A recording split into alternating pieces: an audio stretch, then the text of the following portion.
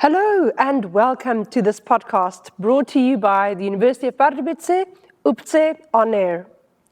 Today, my guest is Ahmed Ahmed Salem, and he is going to tell us about what he's doing here, where he was before he came here, how he finds life here, and just things about his life in general. So let's get started. Welcome. Thank you for hosting me and giving me this chance to explore the world with you and to tell you more about who I am. I'm really excited in hearing all about it. So start off by telling us, who are you, where are you from, something about your family, and of course, the big question, why are you here? Well, actually, as he introduced me, my name is Ahmed Ahmed Ahmed, or Ahmed bin Ahmed bin Ahmed. I'm from Yemen. I'm here studying medical laboratory in Fakulta, Pardubice University. Yes, it has been like almost 6 years in Czech Republic. Time really flies. 6 years. 6, oh my gosh. Yes, time flies really fast, and I really enjoy it so far in here. And tell me about your family in Yemen. Well, I'm coming from a small family that we are basically residing in Aden. It's a coastal city back home. And yeah, I do live with my mom and 2 sisters and 2 nieces. And where do you rank in the age? I'm the youngest. You're the youngest. Yeah, Okay, I'm so the having youngest. 2 That's older. why I miss them most and they miss me most. The baby brother. That's the truth. Okay, and I must say, your name is a bit unusual. I mean, for me, as you know, somebody who's not from your culture, but I mean, the 3 Ahmeds, that is interesting. I mean, did your parents just really like the name Ahmed, or you know, why is it Ahmed bin Ahmed Salem? Are the names formed in the same way in your culture, or what? Well, actually, the joke that I give to people when they ask me that question, I tell them I ran out of names. That's why they named me Ahmed. But actually, the whole story is I got named after my father. So basically, those repetitive names, they could be after people in the family. And that's why I was so lucky to take the name of my dad and my grandfather. Okay, so if I understand correctly, each Ahmed represents like A generation. a generation. Yes. So it would be your grandfather, your father, and then you. Then the family, the family name. And then, so if you had a son, could you potentially name him Ahmed if you wanted to? That is the plan. Okay, that would be very interesting. And at some point, it might get confusing. It could be. It has been for me. Okay, so all jokes aside, I mean, the situation in Yemen, you know, is not easy at the moment, and it has been since 2014. A civil war broke out, and it's been continuing since then. What was it like to grow up in a country experiencing war? Is it a reality that affects your daily life, or is it just something far off that you see on the news, but you don't really feel it affecting your daily life? A war is not an easy thing. It can be so impactful on a personal level, in economical level, and social level. But most of it, like it was a psychological impact. And living within a war zone and facing the airstrikes, running, risking yourself, and, you know, trying to protect yourself and saving it from place to another place is so risky. And it's too much. It's really too much. It's so different experiencing war and seeing that on the news. So I might not be able to explain that much or how I can feel that from inside, but it's a really bad experience. Because I suppose you feel this constant threat over your life every day. At the same time, you give your life a meaning because you got survived while others didn't give the chance to be survived or to have another life experience. and that's why it could be two faces for one coin. I was going to ask, this might be quite a personal question, but I mean, is there ever a sense of guilt, that you think, why did I survive? Or is it more the feeling of, wow, I've been given a chance to make a difference in the world? I was like sort of feeling that at the beginning, but I always got my mom's support. That's why she always keeps me going to places, discovering places, in order to go back then pay the community back, as it gives me and supported me all the way to here.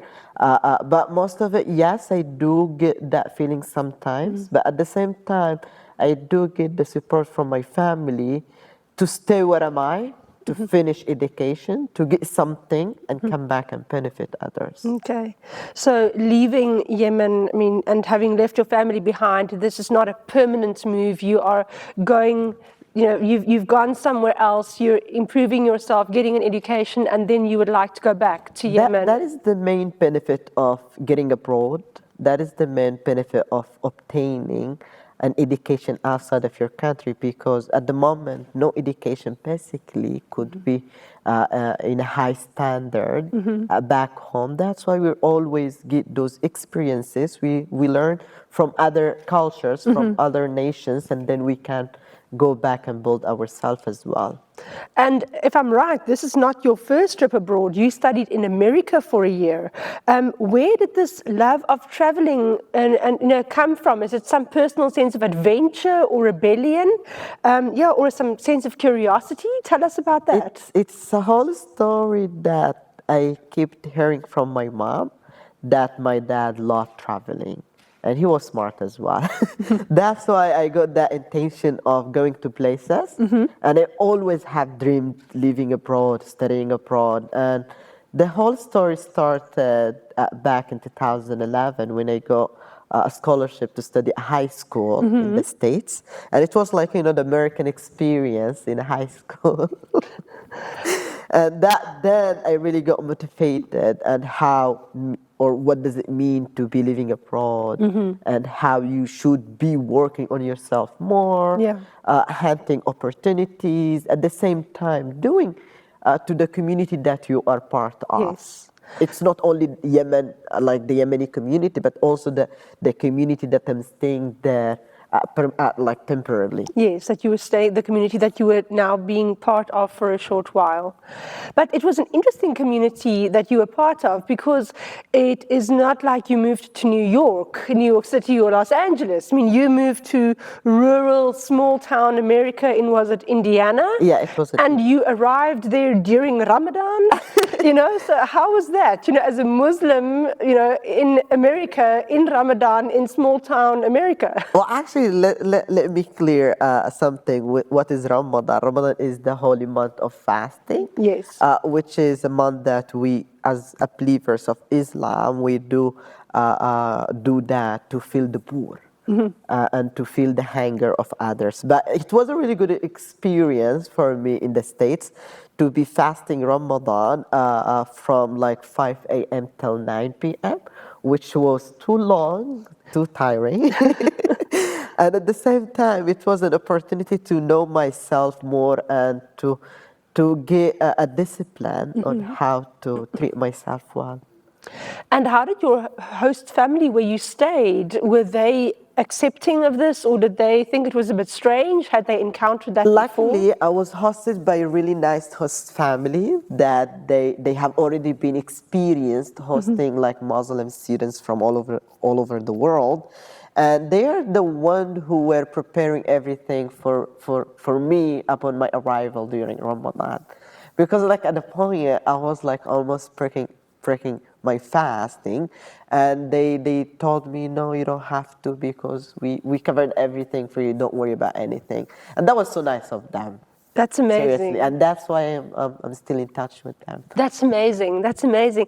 But you have an interesting way. I think your personality is, makes people warm up to you, because even in the Czech Republic, you have a way of making people sort of accept you where it would actually seem unlikely. So when you arrived in the Czech Republic at first, you were staying in in Mariánské Lázně. in Mariánské Lázně, and there you also made some unexpected friends among the Czech people as well. Yes, well, actually, when I got here, I got lost on my first day.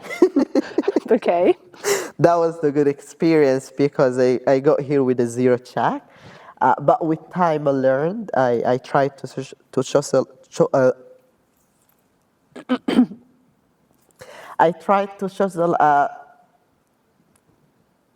I tried to communicate with people, to reach them out, and it was a really good opportunity for me even to practice the language at a basic level. But that's me. I love people, I love life. And I love laughing. And you laugh and you smile, and then people can't help but to smile and laugh with you. So, Well, yes. yes, basically. You have done quite a bit of volunteering, not only in Yemen, but actually even also in the Czech Republic.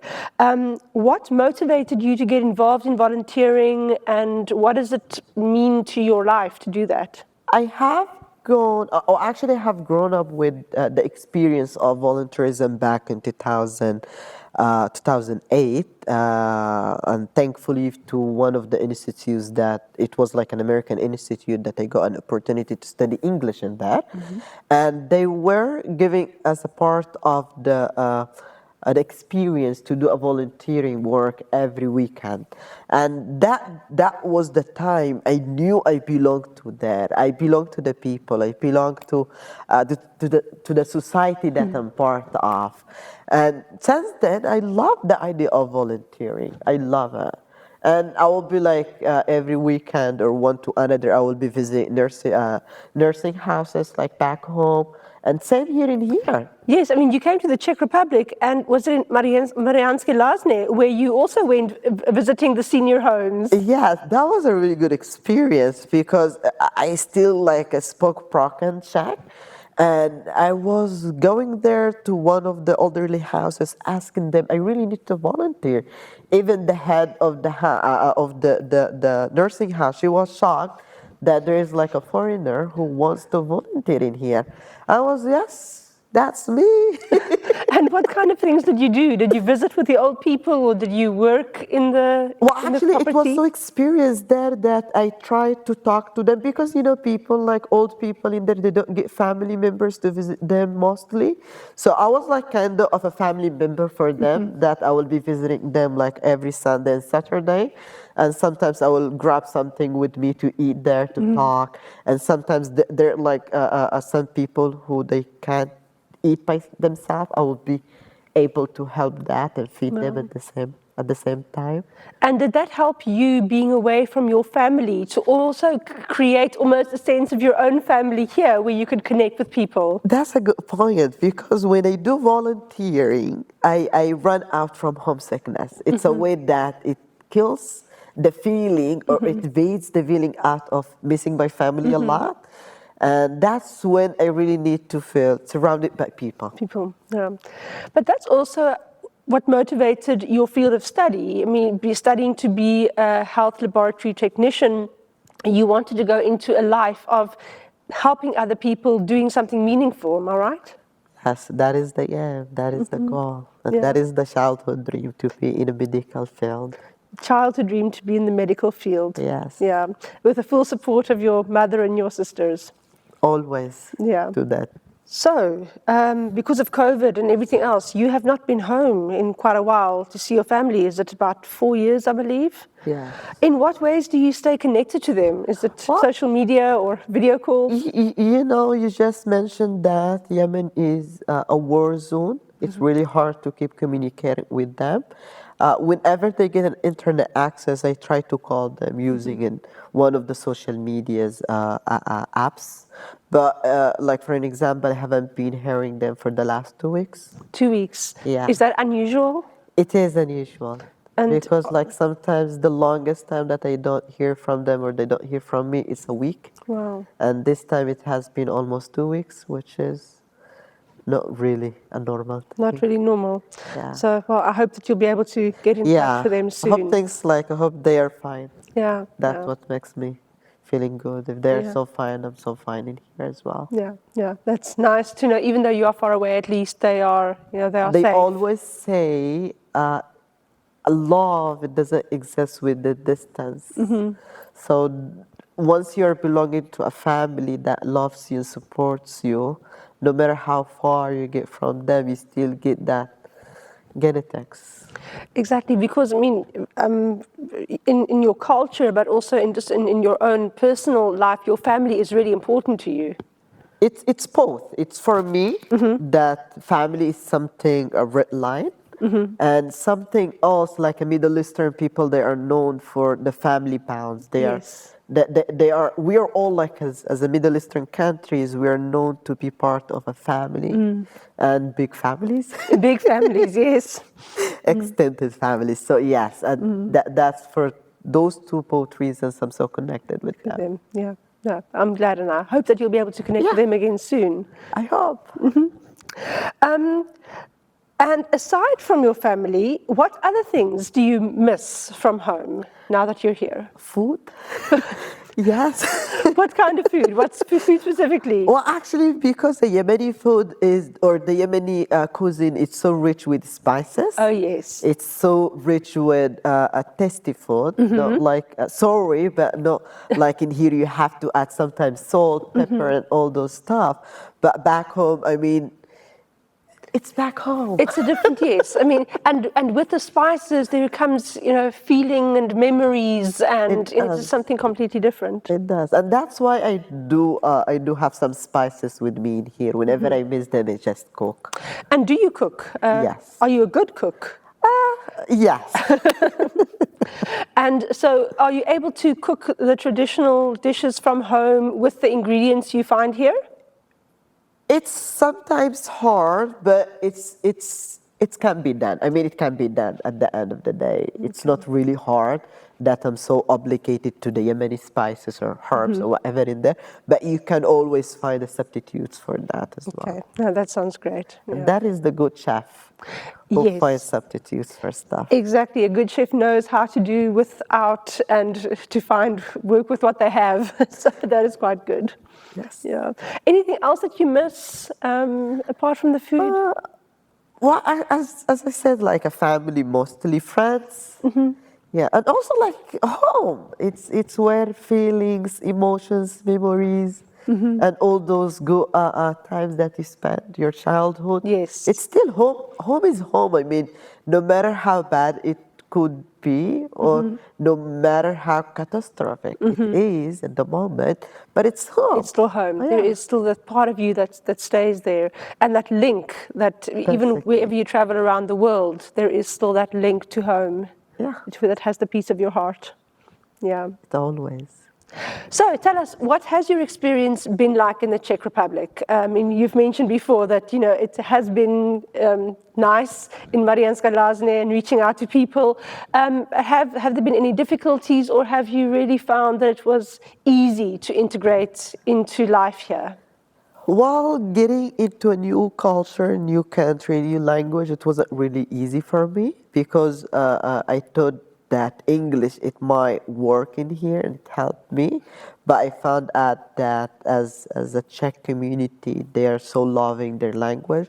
And as a foreigner in there, you should be adapting to the surroundings. And that's why once I learned and I improved myself in Czech, I really got opportunities to meet people to talk with. And that's what makes the experience now shifting to the best. Because the language has always been a period like for all people, not even like in here. And even if you go to another country or somewhere else, a language is the key for that, for the Yes. heart of the people. Yes. So once I start overcoming my fear of speaking in Czech and those mistakes, I start knowing the society more, meeting a lot of people, and also know the pure culture in here and how it goes in here. Yeah, I think speaking to people in their language, it connects on some higher level or some deeper level maybe, and it just opens up some more doors. It is. It does.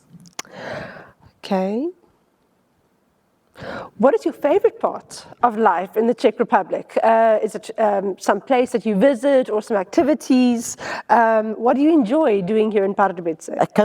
Coming from a coastal city where I miss seafood and sea, and coming all the way to this nature, we don't have that. So a green lands back home, or as a greeny as it is in here, it has been a really good experience for me to go for a walk, to know go places, to, sometimes to go walking for hours, and going through parks, and breathing that fresh oxygen in the morning or late in the Hearing evening. the birds sing Basically. in the spring. Yes. And also you see those 4 seasons and the beauty. It is a part of the thing that I really liked in here. I suppose it's also quite a safe country, compared to back home. So it's possible for you to just enjoy being outside and walking without being worried about safety or That's anything a really like. good point. Yeah. That's a really good key. Something that it makes me so secured in here. And do you have any favorite places in the Czech Republic? Well, actually, I love Mariánska Lázně because it was so small, and the colonnada in there is so old and antique. And also in here in Pardubice, I love it because they're like more than a park, and I love walking. Prague is something else, Karlovy Vary is something else, I mean, if I start talking about places in Czech Republic, I might not be able to stop talking about that, because I mean, seriously, they're beautiful areas, absolutely beautiful. From the north, to the south to Šumava, you've got the Jeseniky Mountains, and all of those places. No, really. So coming from an area that does not have all this greenery and and also that's what makes Czech so unique is the architecture. Yes, the architecture. So it's so unique. It's so fabulous. Beautiful. I feel so connected when I go walking around old cities and those old buildings, and and those small towers, and you feel so the belonging, like in there. You feel like a connection. Yeah, some connection with you that speaks to you in some way. Absolutely. No, that's very quite special. You've brought along a few interesting things. Yes, I'm glad this box is closest to me, because this is very intriguing. Tell me what you have over here. Well, actually, I'm a cultural person. I love diversity. I am a so diverse person because through diversity we build understanding. Through diversity we get along, despite our differences and similarities. But this is like a couple of rings, like a main rings. They are made of Yemeni stones. Okay, may I yes, pick one out? And you can. Okay. And a silver. Okay, silver. If I remember correctly, you mentioned that men wear silver and Yes, mostly. women wear gold. Yes, right? yes. It's part of the culture back home.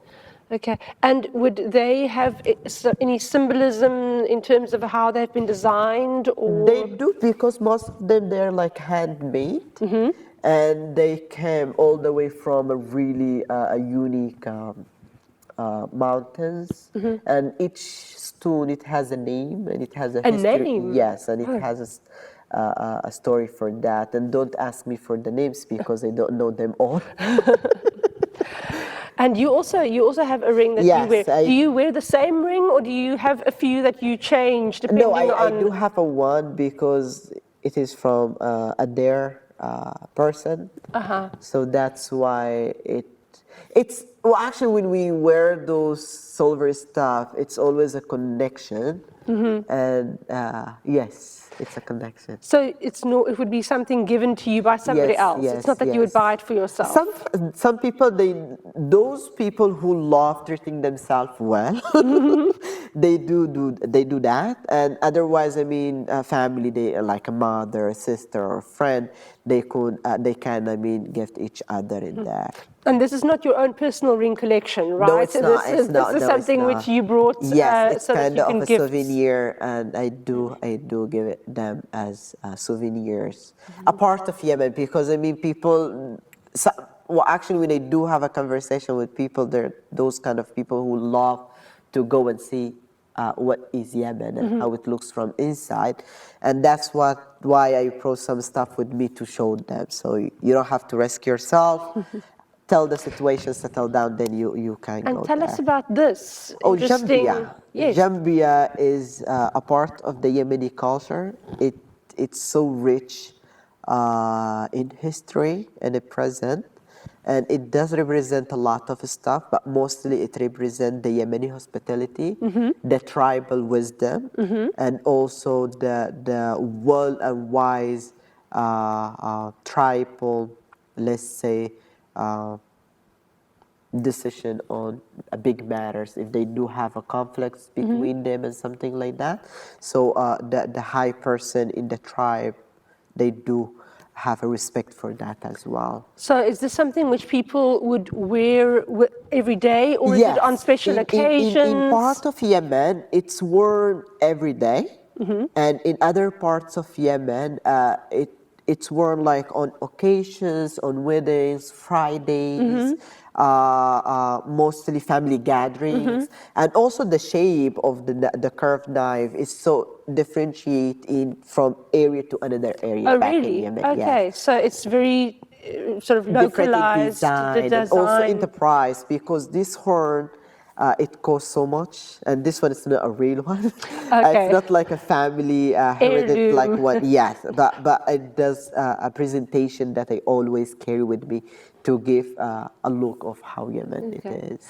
And what would be the function? Would just wearing this signify some respect or some leadership qualities, or some wisdom, or do you actually use it to take it out to intimidate somebody? It's not allowed to take it off because it shows disrespectful, and it's a taboo to take it off. Okay. Because as I said, it gives a lot of presentation as a hospitality, wisdom, a tribal dignity as well. So it represents all these things. It's not necessary to take out because you insult that. You insult all those adjectives and nouns that I just mentioned by that action. And that's why it should be staying like it is in representing. And I mean, because like there are like some jambias, they dates back to hundreds of years. Wow. And some of them, they cost thousands and hundreds of dollars. Wow. So it's not something like an easy come, easy go, but it does have a history. Yeah, you have to treat it with respect. Basically. Okay. Interesting. Yeah, and this one is like a book, a drawn or sketched book of most of the historical places back home. And just because sometimes I do have a postcards to give. Otherwise, if I don't have with me, I show them the book. So to give them an idea, to give people an idea of what it looks like back home. Yes. Perfect. It's home. It's home. It's all a little piece of home right here in Pardubice. Okay, so last question, I suppose, is would you recommend the Czech Republic or Pardubice to students from your region? And how has the university over here helped you to settle in and integrate into life? This is like a really interesting, because when I got here, most of the people back home, they knew Czech as Czechoslovakia, because like 19s, a lot of Yemenis who came here. But now once I got here, they knew what is Czech. And in terms of promoting education in here, once I got here, there were like almost 5 to 7 students, they followed me. Really? Yeah, which most of them, they were like on a private students, like they do, some of them they study in English and some of them they study in Czech. But it was really interesting that I promoted education in here. Wow, you should be an honorary ambassador for education in Pardubice. Well, actually, that's something, that's why I'm so part of the Media Ambassador, a program that is run by Zahraniční dům in Prague. And we do promote the student life in Czech Republic and also in Pardubice. The University of Pardubice have been really welcoming, seriously, and even like the student admission office, they're so easy, and they're so communicative. So And they also- really helped you and supported you to get settled and integrated. Yes, they always actually, and sometimes like I will run into some problems and they will be helping me. Like sometimes I will run away. I will miss scheduling some subjects or otherwise if I want to drop one or to add one. So they're always there, and they're so nice actually with me. That's fantastic. So you haven't come here and regretted your decision No, I or never. felt alone? No, I never, seriously, I never. There are a lot of stuff to do. There are a lot of experiences to enjoy. And there are always a key word, which is ask. Always ask to learn more, always ask to enjoy the experience, and always ask to make friendship and know the place that you're in. And that seems like a perfect way to end today. Ask for the world to open up to you, to meet new people, to learn new things.